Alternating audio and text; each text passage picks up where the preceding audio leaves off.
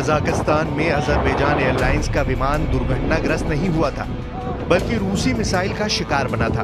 अब रूस के राष्ट्रपति ने अपने पड़ोसी देश अजरबैजान के राष्ट्रपति से इस घटना पर माफी मांगी है। साथ ही प्लेन क्रैश में मारे गए लोगों के परिवार के प्रति अपना दुख भी जताया है। साथ ही हादसे में घायल हुए लोगों के जल्द ठीक होने की भी दुआ की है। पुतिन ने इसे रूसी एयर स्पेस में हुई एक दुर्भाग्यपूर्ण घटना करार दिया है। बता दें कि क्रिसमस के दिन हुई इस घटना पर पश्चिमी देशों के आरोपों के बीच पहली बार रूसी राष्ट्रपति ने अपनी बात रखी है।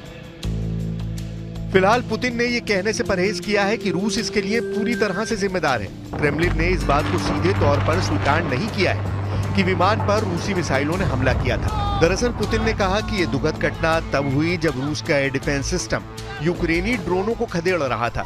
इस दौरान यात्रियों से भरा अजरबैजान एयरलाइंस का प्लेन आग का गोला बनकर अक्ताऊ में काफी दूर कैस्पियन सागर में जा गिरा। पुतिन ने अपने कबूलनामे में यह भी माना कि विमान ने चेचनिया के ग्रोजनी हवाई अड्डे पर बार बार उतरने की कोशिश की थी। इस प्लेन क्रैश में 38 लोग मारे गए थे, जबकि 29 लोग घायल हुए। विमान में सवार ज्यादातर यात्री अजरबैजान के थे, जबकि बाकी रूस, कजाकिस्तान और किर्गिस्तान के लोग भी थे। विमान अजरबैजान की राजधानी बाकू से चेचन की राजधानी ग्रोजनी जा रहा था जब उस पर हमला हुआ और उसे अपना रास्ता बदलना पड़ा।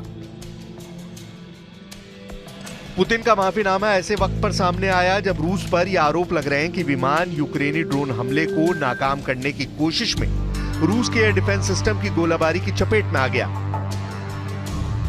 यूक्रेन के राष्ट्रपति ने कहा कि रूस को हमले के बारे में गलत सूचना फैलाना बंद करना चाहिए। प्लेन क्रैश होने के कुछ देर बाद ही यूक्रेन ने रूस पर साजिश का आरोप लगाया था। बताया जाता है कि रूस ने ऐसे वक्त हमला किया जब वो चेचेनिया के रूसी इलाके में उतरने की कोशिश कर रहा था। हादसे के बाद सामने आई तस्वीरों में विमान की बॉडी में कुछ सुराग देखे गए, जो कि माना जा रहा है कि मिसाइल के टुकड़े लगने से हुए थे। साथ ही घटना की जांच में यह भी सामने आया कि विमान के पंखों में गोली के निशान थे। ऐसा दावा है कि यह हमला जमीन से हवा में मार करने वाली मिसाइल सिस्टम से किया गया था। बता दें कि पहले क्रेमलिन ने यह कहने से इनकार किया था कि रूस इस घटना में शामिल था। रूस ने पहले कहा था कि यह हादसा एक पक्षी के प्लेन से टकराने से हुआ है। रूसी अधिकारियों ने विवाद बढ़ता देख कहा कि वो जांच के नतीजे का इंतजार कर रहे थे। अजरबैजान की जांच में खुलासा हुआ है कि विमान के जीपीएस सिस्टम इलेक्ट्रॉनिक जैमिंग से प्रभावित हुए थे। खास बात यह कि अजरबैजान ने आधिकारिक तौर पर रूस पर आरोप नहीं लगाया था, लेकिन एयरलाइंस ने एक दिन पहले कहा था कि किसी बाहरी वस्तु के टकराने से विमान दुर्घटनाग्रस्त हुआ है।